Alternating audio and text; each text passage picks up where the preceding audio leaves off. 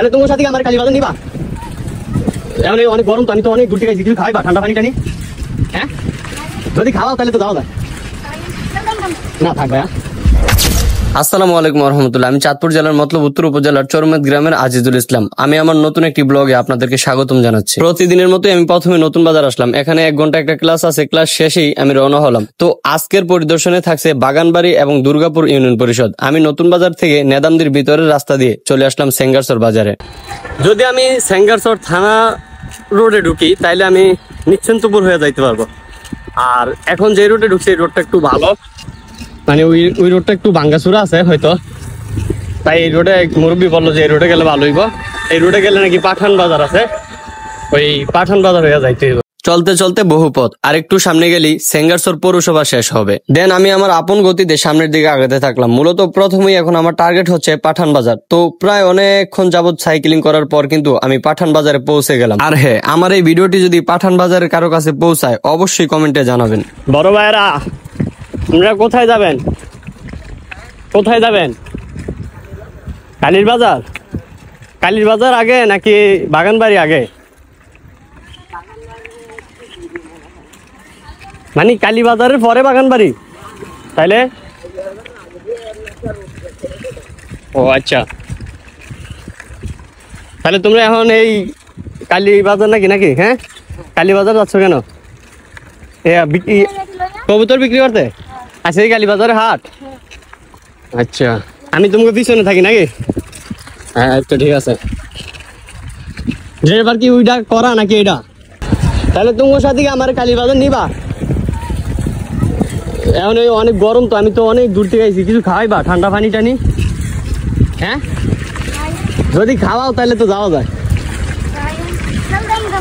না, থাক ভাইয়া। ওটন যাইবেন দা?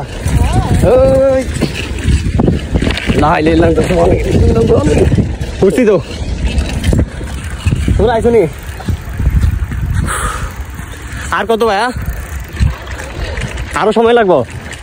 কও কি? তোমার সামনে আসো, ওই আসো, তুমি আসো, একটু আসতে চালাও ভাই। আসো সামনে আসো।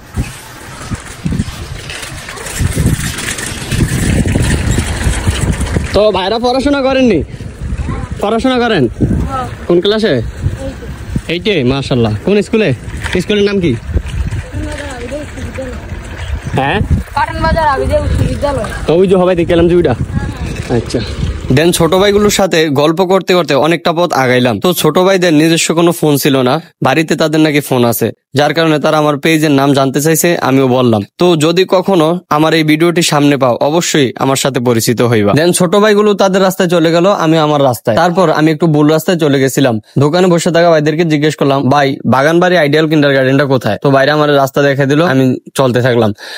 মূলত বাগানবাড়ি আইডিয়াল স্কুলে যাওয়ার উদ্দেশ্য হচ্ছে এখানে আমার একজন পরিচিত টিচার রয়েছে, যার সাথে দেখা করব এবং ইউনিয়ন পরিষদও ঘুরবো। তো আমি কিন্তু 1.5 থেকে 2 ঘন্টা সাইকেলিং করার পর বাগানবাড়ি বাজারে পৌঁছলাম। আর বাগানবাড়ি বাজারের পাশেই কিন্তু স্কুলটা রয়েছে। তো আমি এখন স্যারের সাথে দেখা করব।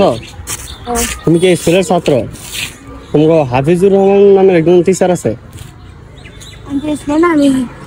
আচ্ছা, ঠিক আছে, স্যারের সাথে। দেন আমি কিন্তু তারপর স্যারদের সাথে সাক্ষাৎ করছি এবং আমাকে ওনারা খুবই মূল্যায়ন করেছে, যদিও আমি এতটা তাদের থেকে প্রাপ্য ছিলাম না। ওইখানে যাওয়ার পর আরো একজন খুবই আমার পরিচিত উপজেলা মাধ্যমিক শিক্ষা প্রোগ্রামার সাইফুল ইসলাম স্যারের সাথে দেখা হলো এবং কিছুক্ষণ কথা হলো। তারপর আমি কিন্তু এত দূর আমার যে উদ্দেশ্য নিয়ে গেছি সেই উদ্দেশ্য অনুযায়ী চলে আসলাম বাগানবাড়ি ইউনিয়ন পরিষদ পরিদর্শনে। তো এটাই হচ্ছে বাগানবাড়ি ইউনিয়ন পরিষদ, আমাদের এখান থেকে বহু দূর। আসলে কি বলবো, এই বাগানবাড়ি স্কুলে আমার একজন টিচার শুধু পরিচিত ছিল, আর বাকি সকলেই ছিল অপরিচিত। কিন্তু ওনারা যতটুকু, আমি যে কোন জায়গা থেকে গেলাম বা আমার বাসা কই, এটা শোনার পর বা আমি কেন গেছি কি কারণে, ওনারা যতটুকু আপ্যায়ন করছে আসলে আমি ততটুকু আপ্যায়নের যোগ্য না। আমার মতো ক্ষুদ্র একটা মানুষকে তারা অনেকটা আপ্যায়ন করলো।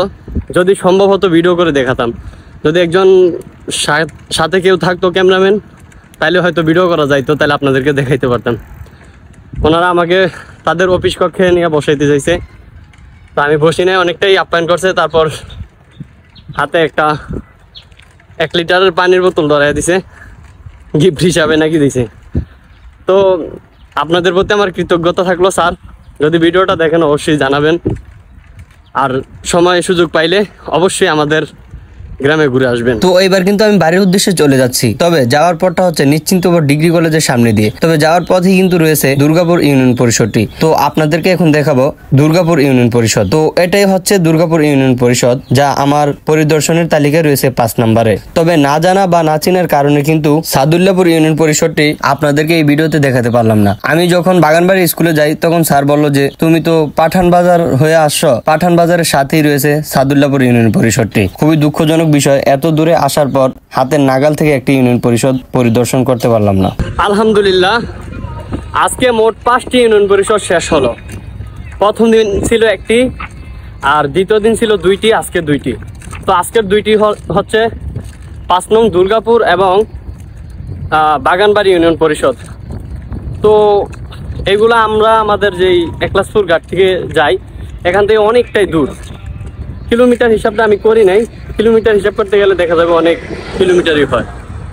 তো আলহামদুলিল্লাহ, যেমন কথা তেমন কাজ করতেছি। দোয়া করবেন আমার জন্য যেন বাকি 9টাও আমি শেষ করতে পারি।